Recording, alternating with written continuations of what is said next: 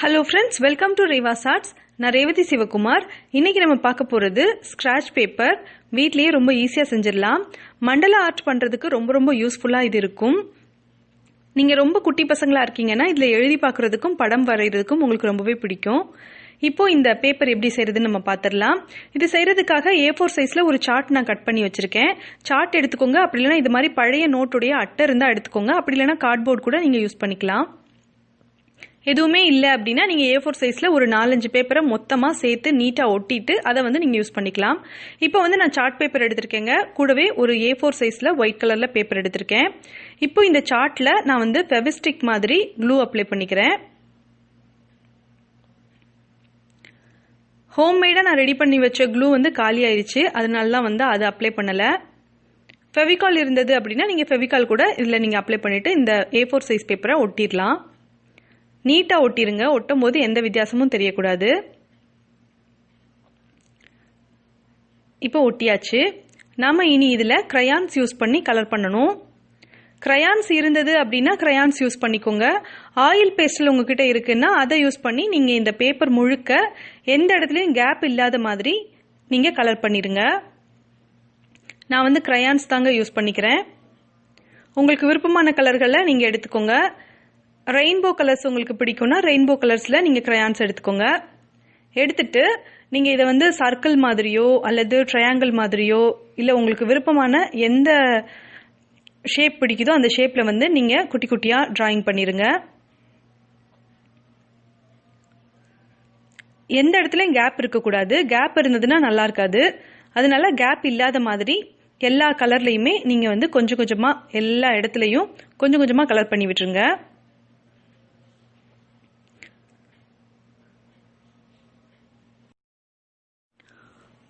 உங்களுக்கு பிடிச்ச கலர்களை நீங்க செலக்ட் பண்ணிக்கோங்க. அது ரெயின்போ கலரா இருந்தாலும் பரவாயில்ல, இல்ல உங்களுக்கு பிடிச்ச ஃபேவரட்டான கலர்ஸா இருந்தாலும் பரவாயில்ல.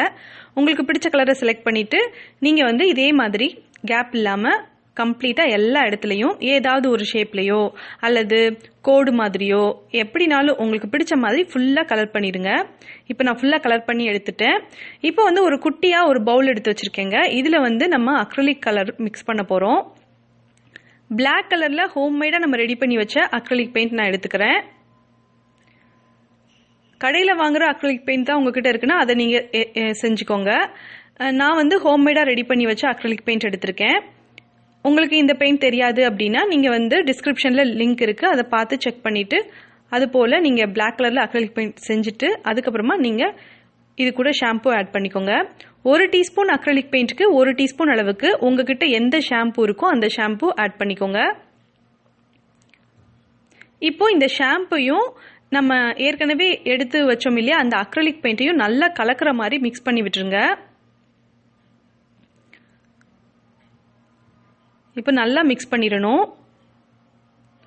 இது நல்லா மிக்ஸ் பண்ணதுக்கு அப்புறம் இந்த நம்ம ஏற்கனவே கலர் பண்ணி வச்சிருக்கோம் இல்லையா கிரையான்ஸ் வச்சு கலர் பண்ணி வச்ச இந்த பேப்பர்ல ஃபர்ஸ்ட் ஒரு கோட்டிங் கொடுத்துருங்க.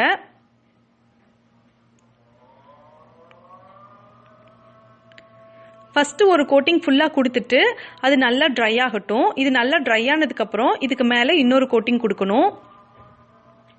இந்த மாதிரி பெயிண்ட் பண்ணும்போது கொஞ்சம் நீட்டா பண்ணிருங்க. இப்போ ட்ரை ஆயிடுச்சுங்க. இதுக்கு மேல நம்ம இன்னொரு கோட்டிங் கொடுக்கணும். அப்பதான் இப்பெல்லாம் லைட்டா தெரியுது இல்ல, அதனால இன்னொரு கோட்டிங் கொடுத்தோம் அப்படின்னா கம்ப்ளீட்டா பிளாக் கலரா நல்லா இருக்கும். எந்த ஒரு வித்தியாசமும் தெரியாது. ஃபர்ஸ்ட் கோட்டிங் கொடுத்து நல்லா ட்ரை ஆனதுக்கு அப்புறம் தான் ரெண்டாவது கோட்டிங் கொடுக்கணும். கொஞ்சமா ஈரம் இருந்தாலும் நீங்க ரெண்டாவது கோட்டிங் கொடுக்க கூடாது. இது நல்லா ட்ரை ஆகிற வரைக்கும் வெயிட் பண்ணுங்க. வெயிட் பண்ணதுக்கு அப்புறமா ரெண்டாவது கோட்டிங் கொடுத்துக்கோங்க. ரெண்டாவது கோட்டிங் கொடுத்துட்டு இதுவும் நல்லா ட்ரை ஆகணும். இது நல்லா ட்ரை ஆனதுக்கு அப்புறம் நான் எடுத்து யூஸ் பண்ணலாம். மண்டலா பெயிண்டிங் உங்களுக்கு பிடிக்கும், மண்டலா ஆர்ட் உங்களுக்கு பிடிக்கும், உங்களுக்கு தெரியும் அப்படின்னா நீங்க அது பண்ணலாம். அப்படி இல்லைன்னா நீங்க சும்மாவே இதுல எழுதி பார்க்கறதுக்கும் படம் வரைகிறதுக்கும் யூஸ் பண்ணிக்கலாம். ரொம்ப சூப்பரா இருக்கும். இதுல எழுதுறதுக்கு இன்ட்ரெஸ்டிங்கா இருக்கும்.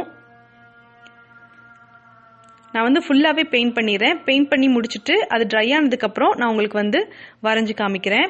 இப்போ இது ஃபுல்லாவே பெயிண்ட் பண்ணியாச்சு. இது நல்லா ட்ரை ஆயிருச்சு. கொஞ்சம் ஷைனிங்காவும் இருக்கு. இப்போ நான் இதுல சும்மா எனக்கு தெரிஞ்சதை கைக்கு வர்றதை நான் வரைய போறேன். இது வரைகிறதுக்காக ஷார்ப்பான ஒரு பேம்பு ஸ்டிக் நான் எடுத்திருக்கேன். பேம்பு ஸ்டிக் எடுத்துக்கலாம், டூத் பிக் எடுத்துக்கலாம், இல்லாட்டினா நெயில் ஆர்ட் பண்ணுறதுக்குரிய டூல் இருக்கும் இல்லையா, அந்த இது இருந்ததுன்னா நீங்கள் எடுத்துக்கோங்க. அப்படி எதுவுமே இல்லை அப்படின்னா காலியான ரீஃபில் இருக்கும் இல்லையா, காலியான ரீஃபில், அப்புறம் ஜெல் பென் காலியாகி இருக்குது அப்படின்னா அதை நீங்கள் யூஸ் பண்ணிக்கலாம். யூஸ் பண்ணிவிட்டு நீங்கள் உங்களுக்கு விருப்பமானதை வரையலாம், எழுதி பார்க்கலாம்.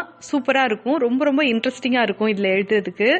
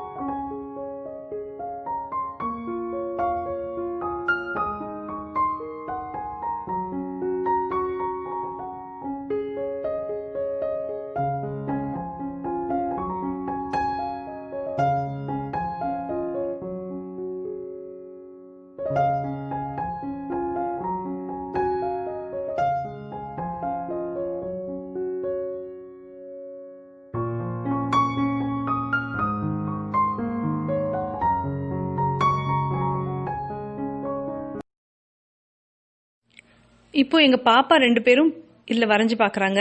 அவங்களுக்கு இது ரொம்பவே பிடிச்சிருந்தது. நீங்களுமே ட்ரை பண்ணி பாருங்கள் குட்டீஸ், உங்களுக்குமே இது ரொம்ப பிடிக்கும். ட்ரை பண்ணி பார்த்துட்டு இது உங்களுக்கு எப்படி வந்துருந்துச்சு அப்படின்னு உங்களோட கமெண்ட்ஸை மறக்காமல் என்னோட கமெண்ட் செக்ஷனில் போஸ்ட் பண்ணுங்கள். நீங்கள் இப்போ தான் ஃபஸ்ட் டைம் ரேவாஸ் ஆர்ட்ஸ் பார்க்குறீங்கன்னா என்னோட சேனலை சப்ஸ்கிரைப் பண்ணிவிட்டு அப்படியே பக்கத்தில் இருக்க பெல் ஐக்கானையும் மறக்காமல் கிளிக் பண்ணிடுங்க. இப்போ 3 ஆப்ஷன் வரும், இல்லை நீங்கள் ஆளுங்கிற பட்டனை கிளிக் பண்ணுங்கள். அப்போ தான் நான் அடுத்தடுத்து போடுற புது புது வீடியோக்களோட நோட்டிஃபிகேஷன் எல்லாமே உங்களுக்கு வரும். நீங்கள் எல்லா வீடியோவையும் மிஸ் பண்ணாமல் பார்க்கலாம். தேங்க்ஸ் ஃபார் வாட்சிங்.